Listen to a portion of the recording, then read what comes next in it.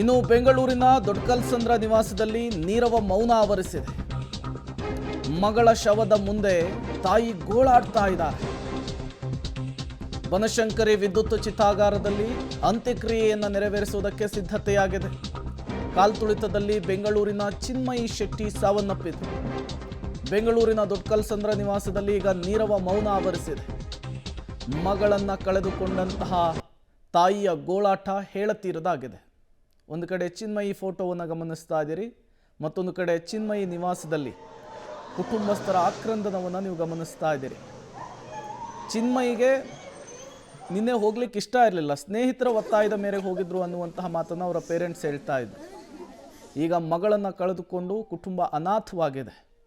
ಮಗಳನ್ನು ಈ ಸ್ಥಿತಿಯಲ್ಲಿ ನೋಡಿ ಕುಟುಂಬಸ್ಥರು ಗೋಳಾಡ್ತಾ ಇದ್ದಾರೆ, ಎದೆ ಒಡೆದುಕೊಳ್ತಾ ಇದ್ದಾರೆ. ತಂದೆ ತಾಯಿಯ ಆಕ್ರಂದನ ಅಂತೂ ಹೇಳತೀರದಾಗ್ಬಿಟ್ಟಿದೆ.